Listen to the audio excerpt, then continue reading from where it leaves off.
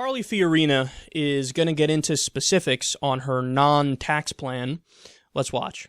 The former CEO of Hewlett-Packard, Carly Fiorina, and I asked her why she is one of just two candidates who have yet to release a detailed tax plan, or frankly, any policy plans on her website. Here's her answer. Well, let me disagree with the premise of your question. How often do politicians put out detailed plans? How often do they get enacted? Never. That's the problem. Politicians put out detailed plans for all kinds of things. It never happens. But if you go to the carlyforpresident.com website, what you can do is ask a question, and you will see me answering the question in public, verbally. In other words, I am being held accountable. A plan, anybody can write a plan. Anybody can put a plan on a website. It's another thing to say, you know what I think we need to do, and say it over and over again in public and be held accountable for this. You know what I think we need to do? We need to go from a 73,000-page tax code, which is what we have today, with 4,000 changes since 2001. We need to get it down to about 3. And what that means is we need to close every loophole and lower every rate. Well, show us what you're going to do. Maybe there are 2 or 3 loopholes. But how do we trust? But that is what I'm going to do. Well, show us. But that Why is what I'm going to do. Show us your work. So, in other words, words on a piece of paper are more accountable than words said to people looking them in the eye? I don't think so. I don't think that's what voters think. Because I think voters have gotten smart enough to know that plans and papers, 50-point plans, 10-point plans, 5-point plans, are written by a bunch of advisors and consultants. So I'm perfectly prepared to be held accountable for my words and my plans. And I would encourage your viewers to go on the website and ask any question they want. So we shouldn't expect a tax plan out of you anytime soon on paper. I've given you a tax plan. No, you didn't.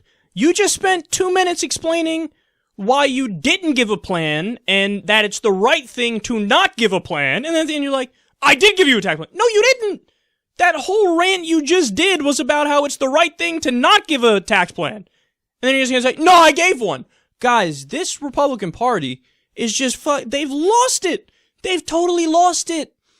Carly Fiorina is quite literally arguing against policy substance. She's like, well, that doesn't matter. That shouldn't matter. Why should I have to write down my plan? Why can't I just go on different media outlets and say different things to pander to the different crowds I'm in front of? Why would you want me to actually write down exactly what I want to do and show the American people and use that as a reason for them to vote for me? Because that's what the presidency is supposed to be about. We've turned this into a joke. It's more of a reality show now than anything else. As perfect evidence of that is that a reality show star Donald Trump is leading. No, Carly, you totally missed the fucking point. Everything else is just kabuki theater and bells and whistles. When you get down to the heart of the matter, like Don Henley, it's supposed to be about the substance. That's everything. I mean, why else should somebody vote for you? What, they like your personality? They like the flip-flops that you have when you're talking to different crowds? No, you're supposed to be able to say, okay, look, here's my tax plan. I want an 18% flat rate. I want to get rid of the carried interest loophole. Whatever, I don't know. But give something. And then she's like, she's condescending and she's patronizing. Talking to Chuck Todd like, well, here's what I want to do. I want to take our 73,000 page tax code and bring it down to 3. And he's like, okay, then why not put that in a plan? That's the whole purpose of the plan. She's like, no. What do you mean, no? See, Carly, we need to know exactly how you would go about doing it. Which loopholes are you going to get rid of? What specifically are you going to bring the rate down to? Which ones are you going to leave in? You said maybe keep a few loopholes. Which ones? This should be obvious. I'm at a loss for words, quite literally. It's at the point now where I now have to argue for somebody on the Republican side to tell us what they're in favor of. The whole purpose of running for president is that that's supposed to be the whole thing. Like, here's what I'm in favor of, and now you should vote for me because here are the things I'm in favor of. She's like, no, I'm just not going to tell you what I'm in favor of. Okay. www.stepasidebitch.com. What are you doing? I mean, hey, I used to be a business person. And there are a lot of people who used to be. Herman Cain used to be a business person. Should we bring him back and vote for him? Hey, I'm a woman. Vote for me. Hillary Clinton's a woman. Why wouldn't they want to pick her over you? hey, when I'm in front of different crowds, I say different things. Vote for me. But why? Why? The argument is, trust me. The argument is the same thing Donald Trump says on his ISIS policy. We've seen that before.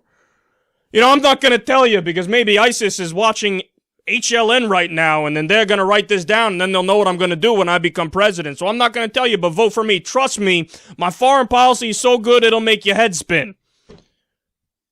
I'm starting to believe that the premise of the movie Idiocracy was correct.